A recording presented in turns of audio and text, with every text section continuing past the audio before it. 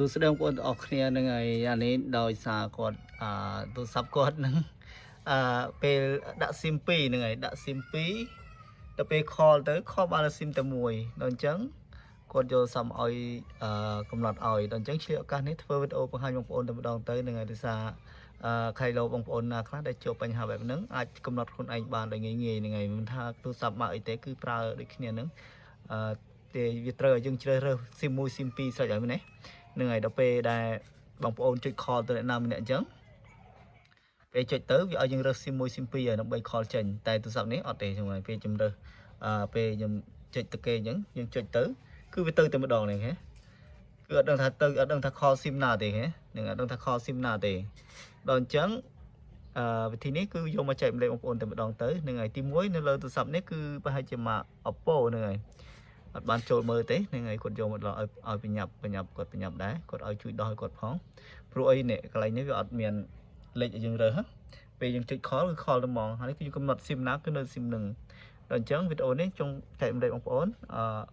ធ្វើតាមបងប្អូនគ្នាមកនឹងហើយ Hello បងប្អូនណាជួបបញ្ហាបែបហ្នឹងក៏ដោះទៅនឹងហើយមុនដល់វីដេអូសូមបងប្អូនម្នាក់មួយជួយចែកម្លែកបន្តដើម្បីចូលរួមគ្នាចំណែកមួយការចែកម្លែកទាំងអស់គ្នាអូខេហ្នឹងហើយបងប្អូនអូពីលើយើងមកបើសិនទេខ្ជិលចូលទៅឆ្ងាយបងប្អូនអូពីលើយើងមកបងប្អូនសម្លឹងឃើញការកំណត់នេះមួយនេះគេការកំណត់នៅរូបនេះនឹងហើយនៅពីលើស្រេចហ្នឹងហើយដូចខ្ញុំប៉ះលើនឹងពឹបមួយមកអូខេបើសិនទេបងប្អូនមិនចង់ប៉ះកន្លែងហ្នឹងបងប្អូនអាចចូលទៅលើអេក្រង់របស់យើងក៏បានដែរនឹងហើយរើសយកការកំណត់មកនឹងហើយចូលមកដូចគ្នាឬថាបងប្អូនមកមើលពាក្យថានេះSIM card នេះនឹង SIM card នៅទីនេះចល័តនេះបងប្អូនចូលមកនឹងហើយចុចលើនឹងមួយមកអូខេដល់កន្លែងនេះគឺវាមាន SIM ឲ្យយើងជ្រើសរើសហើយនេះនឹងហើយ SIM 1 SIM 2សម្រាប់បងប្អូនចង់បើក SIM អ៊ីនធឺណិត SIM ណាបងប្អូនអាចប្រើលើ SIM នឹងតែម្ដងទៅនៅក្នុងករណីនេះគាត់ចង់ឲ្យពេល call ទៅគេនឹងឲ្យបានរើស SIM បានផងថាcall SIM 1ឬ SIM 2អញ្ចឹងហ្នឹងហើយរបស់គាត់អត់មានអញ្ចឹងខ្ញុំចែករំលែកបងប្អូនតែម្ដងទៅហ្នឹងហើយដើម្បីកុំឲ្យខាតពេលយូរបងប្អូនចូលមកតាមខ្ញុំមកនេះទី1បងប្អូនចុចមកលើការហៅនេះ SIM 1នេះការហៅ SIM 1អូខេគេដាក់ហៅ SIM 1នេះហ្នឹងហើយបងប្អូនចុចលើនឹងមកហ្នឹងហើយចុចលើនឹងចុចអសញ្ញាព្រួយចេញនេះអូខេគេដៃខ្ញុំហ្នឹងហើយចុចអសញ្ញាព្រួយចេញនឹងមកហ្នឹងប៉ះលើនឹងមកអូខេដល់ពេលអញ្ចឹងវាប្រាប់យើងហើយនេះវាយើងហៅ SIM 1រហូតយើងអត់បានឲ្យយកគេចេះរើទេ